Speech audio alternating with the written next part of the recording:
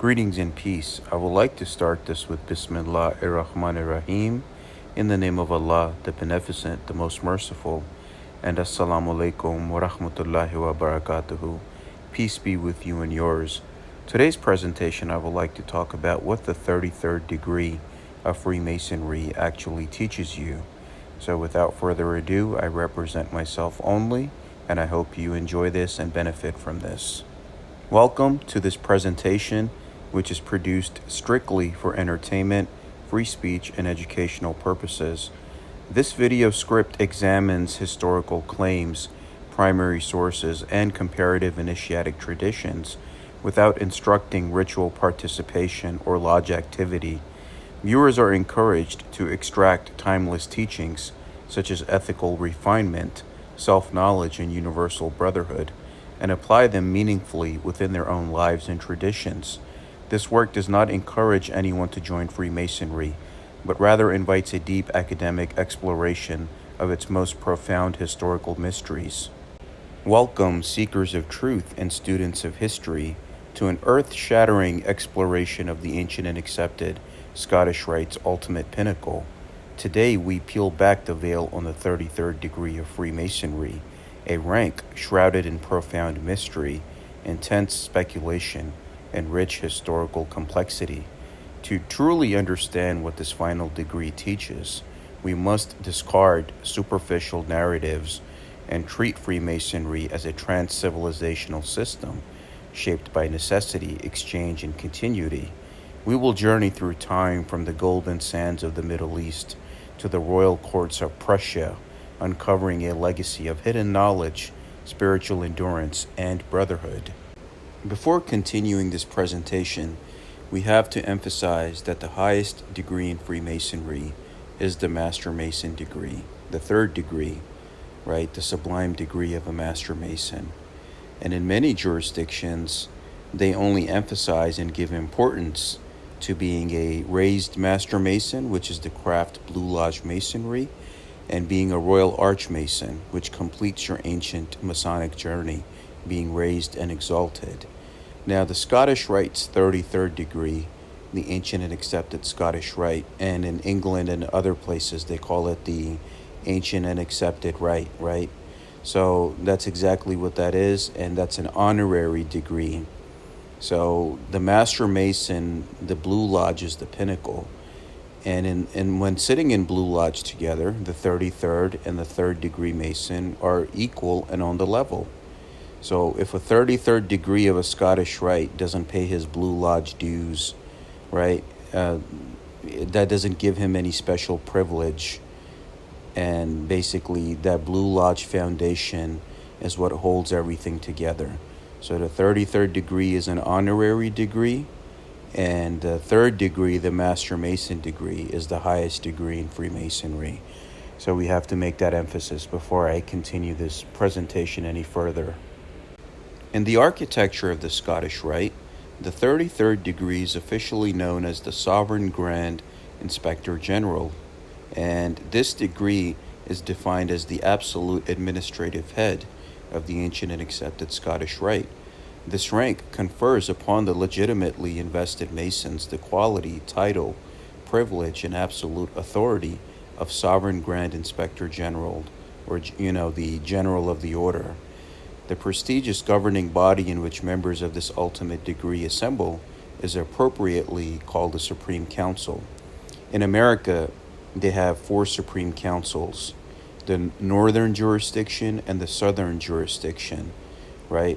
So basically, with the Prince Hall and the mainstream Grand Lodge Masons, there's basically 4 Supreme Councils that are recognized in America.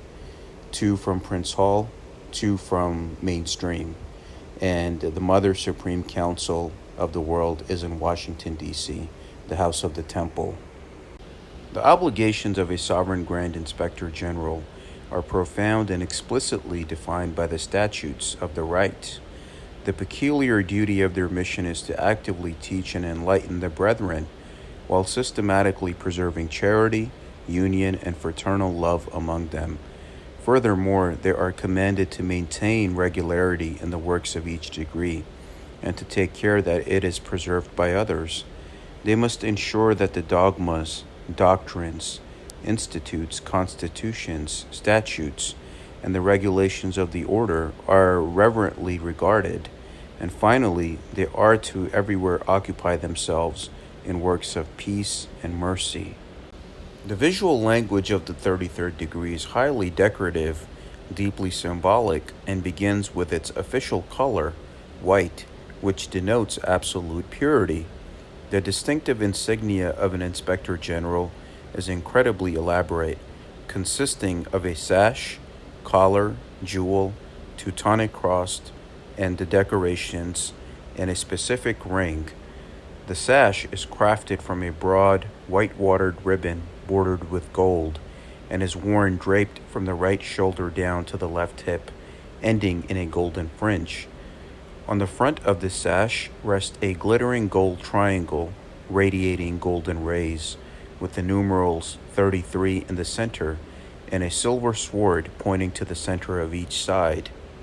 Perhaps the most iconic emblem of the 33rd degree is its jewel, which features a striking black double-headed eagle with golden beaks and talons. This majestic bird is depicted holding a sword of gold in its talons and is crowned with the golden crown of Prussia, reflecting the Rite's royal European patronage. This jewel is affixed to a collar of white-watered ribbon that is fringed with gold and decorated with a rayed triangle and side swords. Depending on the specific jurisdiction, active members of the Supreme Council may wear the collar, while the honorary members are designated to wear the sash. So, depending on the jurisdiction that you're dealing with, it all varies. The decoration of the degree is a magnificent 9-pointed star, formed by the 3 interlaced gold triangles, which rest upon a red Teutonic cross affixed to the left side of the breast. From the lower left to the upper right of this interlaced star extends a sword, while a hand of justice points in the opposite direction. The center features the shield of the order, azure, depicting an eagle alongside a golden balance, a compass, and a square. 2 intertwined serpents bite their own tails around a band that bears the famous Latin motto, Ordo ab Chaos, which means order out of chaos, which is enclosed by crimson triangles spelling out the letters Sapientia, which basically means wisdom. Here is a picture of the Teutonic cross and the 9-pointed star, as described in the previous slide. The final piece of the 33rd degree regalia is a unique triple ring, constructed to look like 3 small rings positioned side by side. Inside the ring, a delta surrounds the number 33, and it is personalized with the wearer's name, the letters SGIG, and the formidable motto of the order, which is Deus meum queus, which is in Latin, God and my right. This profound symbol of unyielding commitment and authority is traditionally worn on either the 3rd or 4th ring of the left hand in the southern or northern jurisdiction of the United States. And it basically is telling them that they are married to the Brotherhood for the rest of their lives. It serves as a constant physical reminder of the Inspector General's lifelong dedication to the philosophical and administrative preservation of the right. In my opinion, instead of the Sovereign Grand Inspector General, the 33rd should be referred to as the Knights Templar, right? The 33rd degree Knight Templar. Now, in modern Masonry, it's about your background, connections, financial background, etc., that gets you this degree and not your character. So they do say that it is an honorary degree based on a lifelong achievement, blah, blah, blah. But what I've seen is that there are good 33rds that I know, but, majority of them I found to be douchebags, right? Just because they had a background in finance, or they were lawyers, or let's say, one guy was a debt collector, they were in that business. So, and those that are friends with the higher ups, or they are kind of inside of that circle or clique, all of that politics, the inner politics that happens. So that's what determines who gets the 33rd and who doesn't.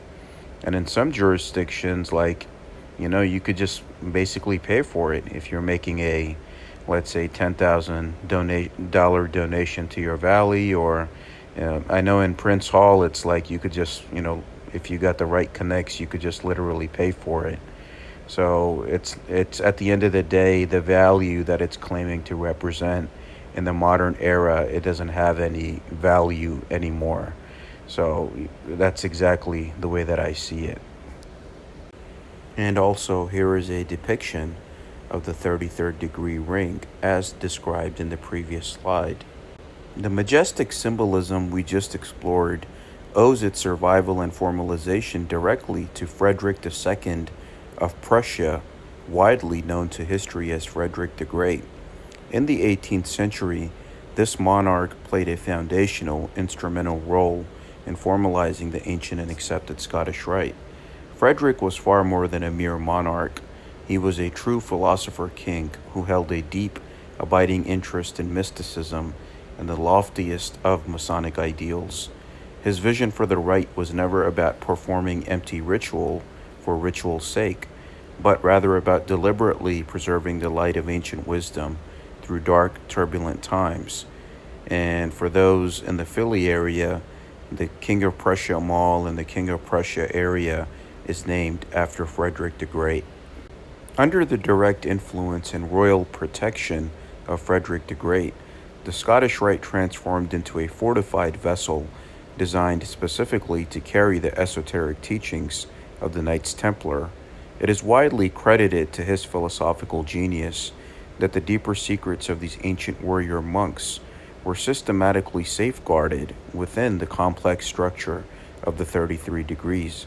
Frederick understood that political and religious suppression could erase history if it were not encoded within a strict initiatic framework.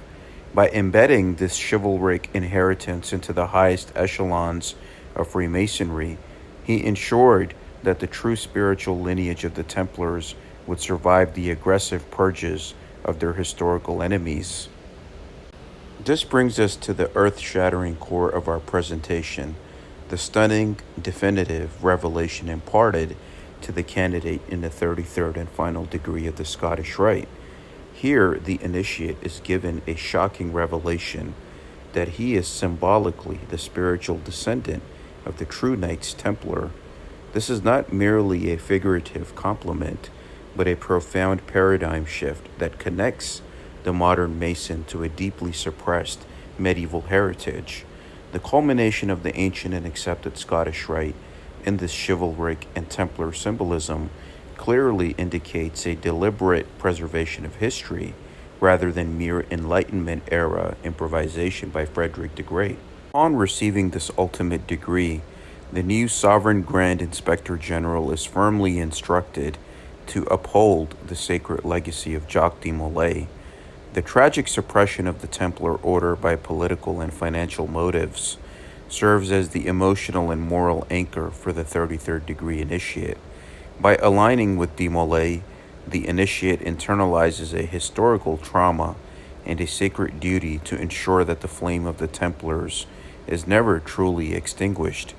The Scottish Rite, therefore, becomes a living, breathing memorial to the suppressed knights, structurally reflecting a layered inheritance of defiance and enlightenment. So in the 33rd degree, they are given that truth of being the spiritual descendant of the Knights Templar.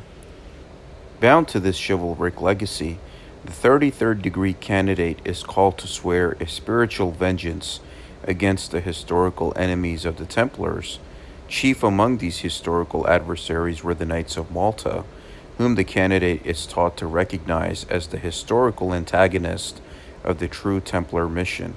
However, it is absolutely crucial to understand that this mandated vengeance is not one of physical violence or worldly retribution. Instead, this vengeance is one of remembrance and truth-telling, designed to correct the historical record that was so violently distorted by the victors of the medieval era.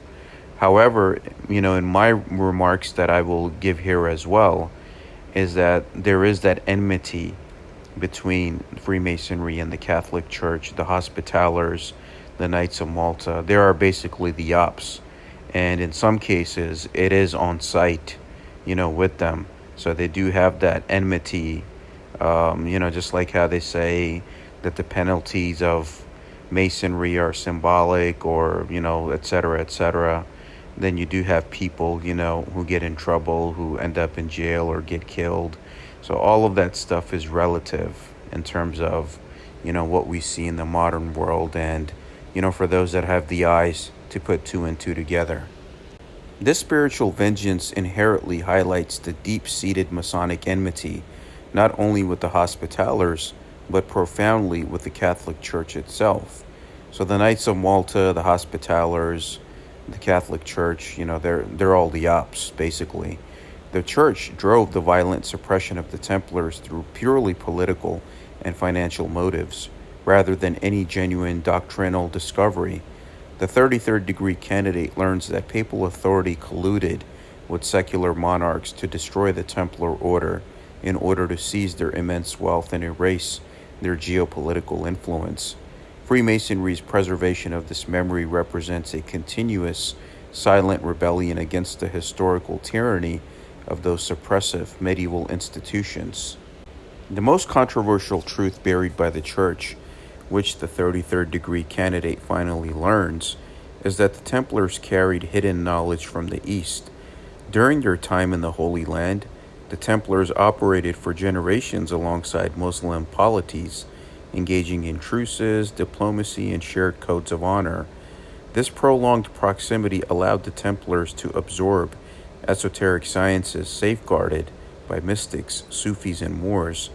The sensational charges leveled against them, such as being crypto-Muslims or worshipping a distortion of Muhammad, were gross misrepresentations of this inter-civilizational exchange of sacred architectural wisdom. Material evidence of this trans-civilizational brotherhood is found in the Mediterranean Pass, a recognition mechanism conferred upon the Knights Templar to ensure safe passage across seas and territories governed by non-Christians. Its core function was deeply initiatic and diplomatic rather than theological, proving a shared symbolic language across rigid religious boundaries. For millennia, the Mediterranean basin served as an initiatic highway for sacred architecture, mathematics, symbolism, and ethical systems.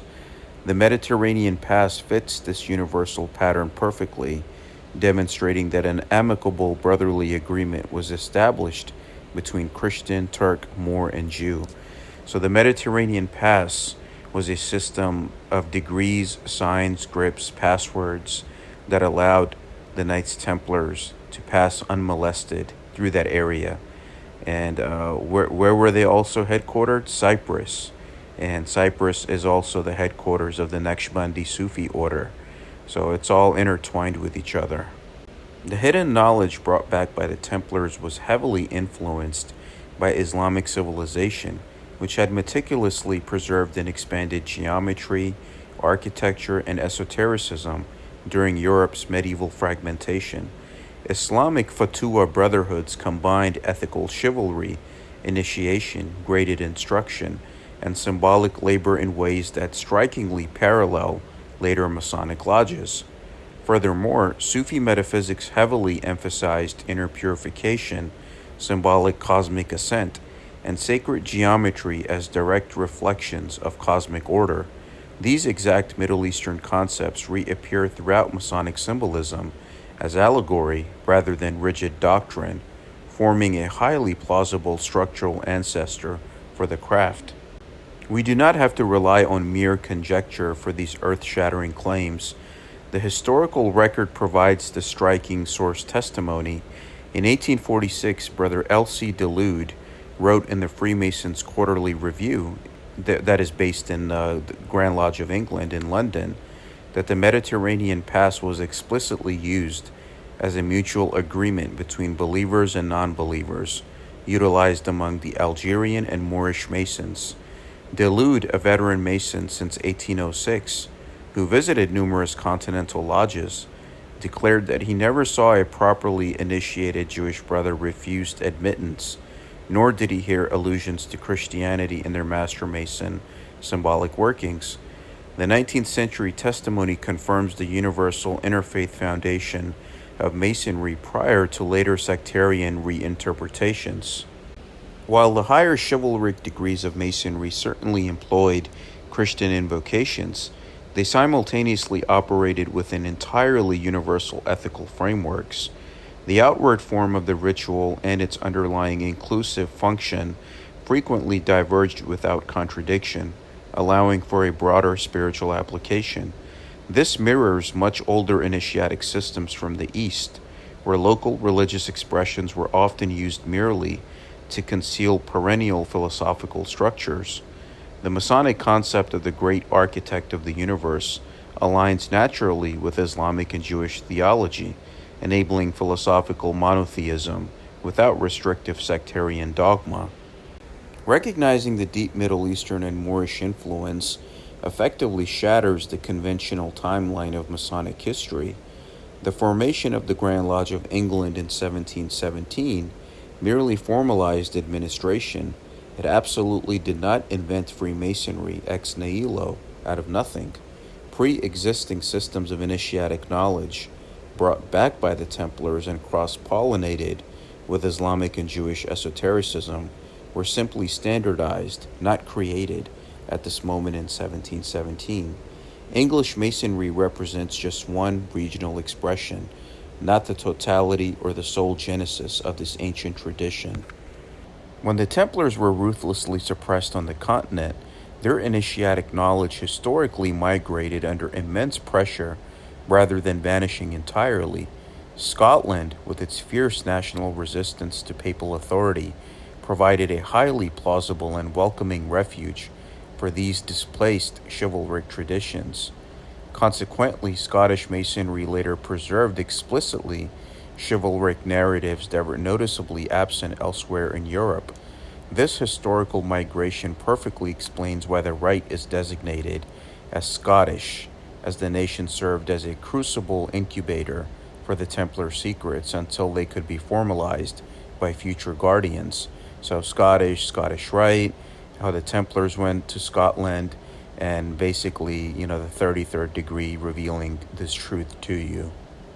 We even see the degree system of the Knights Templars and the Ismaili Islamic Hashashin, or the Shia Ismaili Nazaris, being very similar to each other. Let's examine their degree system. We look at the Ismaili Shias, right? The first rank, the Grand Master or the Prince of the Mountain, the Dais al-Kabir, or three great viceroys under him, the Dais, or provincial masters, the Rafiqs, or chaplains, the Lazik, or military body, the Ferayin, or death-devoted, the Batini, or secret brethren, the affiliates. Look at the Knights Templars ranks, very similar. The Grand Master, the three Grand Priors, the provincial prior, the chaplains, the Knights, the esquires, the serving brethren, the Donato and Obligati, and the affiliati. And they both wore red and white. So during battle, you wouldn't know who would be truly coming after you. Would it be the Hashashin, or would it be the Templars themselves? Now, also in a church in Turkey, in Turkey, or known as Anatolia at that time, there was a Knights Templar church that was there and a cross that was found. And basically, the Templars were accused of worshiping the Prophet Muhammad, peace be upon him. And this is a Templar cross that was found in a church in Turkey with the depiction of the Prophet on there engraved upon it. Now, the Arabization of the Knights Templars is listed as follows. The charges against them accused them of being crypto-Muslim with worshipping of Baphomet, which in the French spelling was Mahomet, Muhammad, and denial of Christ, and they were persecuted on a Friday, which is a holy day for Islam. Keep in mind that the Templars were defenders of all faiths, and even when a newly arrived crusader was stationed outside of the Al-Aqsa Mosque, and someone was going in there, a Muslim, to go pray, And then when he started harassing the person praying, the other Templars, put that guy in his place and allowed the Muslim, let's say the Muslim person that was there to pray peacefully, right? So they were the defenders of all faiths. They were not the bigots and racist scumbags that we see in Freemasonry today, using the Deuce Volt memes on Facebook or talking down on Islam. The real Templars would probably spit at their face or not even give them a grip. But yeah, that is the reality. I mean, look at Richard the Lionheart and Saladin, right? Richard the Lionheart, the Lion's Grip, and Saladin, how they always came to each other's aid. They were esoteric brothers, just like how brother Masons, when they recognized each other in the Civil War, they spared each other's lives. In the World Wars, the Crusades were no different, right? And basically, that's exactly what it is. And Baphomet or Muhammad is basically the Sufi concept of Insan al-Kamil, where the aspects of the feminine, masculine, the animalistic nature, the lower nature, right, the solve, dissolve, you basically hone that and become the Insan al-Kamil, the perfect human being. So the Templars, they made treaties in the Holy Land with Muslims contrary to French interest and betraying Frankish armies to Muslims during periods of conflicts. Robert of St. Albans, an English Knights Templar who converted to Islam and married Saladin's niece. In the 1270s, the Templar commander in Sidon, Matthew Savage, also spelled Sermaj, and the Mamluk ruler of Egypt, Sultan Baybars, were blood brothers. Even Hugues de Payens, the co-founder and first Grand Master, was a descendant of Moorish Sufis. His grandfather was a Moorish Sufi who instructed him into the sciences. And Hugues de Payens, if you look at the Pagani family crest from Sicily, you see the heads of 3 dark-skinned Moors on there. So this history has to be acknowledged. Now, even the London Evening News from September 3rd, 1918, they covered the Masonic meeting in a mosque, where it's described as follows. Freemasons in Palestine have held a Masonic meeting on the historic site of King Solomon's Temple, where Freemasonry is supposed to have originated about 1000 BC. Keep in mind, they're referring to this place as Palestine in a 1918 newspaper clipping, right, way before 1948. I mean, you know what I'm talking about. This meeting was organized by members of the New Zealand Expeditionary Force in Palestine, the Mosque of Omar being on the site of the temple. The New Zealanders approached the Great Sheikh in charge of the mosque for permission. Then occurred an incident showing the universality of the order. The Sheikh listened to what the strangers had to say, and then to their amazement he asked if there were any Masons among them. The rest was easy. He declared himself a Mason, and at the meeting he acted as one of the guards of the lodge.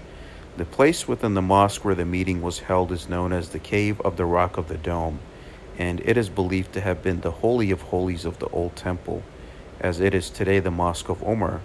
Soldiers of all ranks were present, and after a lodge had been duly constituted and opened, resolutions were passed conveying fraternal greetings and good wishes to the various Grand Lodges, to the lodges in New Zealand, and the brethren in service in France. In conclusion, the 33rd degree of Freemasonry teaches the initiate that the history of Western esoteric thought is inextricably bound to the hidden wisdom of the East. Freemasonry is not an insular European invention, but rather a trans-civilizational Mediterranean and Middle Eastern heirloom that was carefully refined and guarded in Europe. By swearing spiritual vengeance through uncompromising truth-telling, the Sovereign Grand Inspector General honors Jacques de Molay, Frederick the Great, and the unnamed mystics who shared their light. Civilizations advance through cross-cultural exchange, not isolation, and the 33rd degree stands as the ultimate initiatic monument to this universal law. Thank you for watching. If any questions or comments, please email me at salmansheikh911@gmail.com. And of course, all my work is for the purpose for education, fair use, free speech, nonprofit, and entertainment and information purposes. Thank you so much. All rights reserved.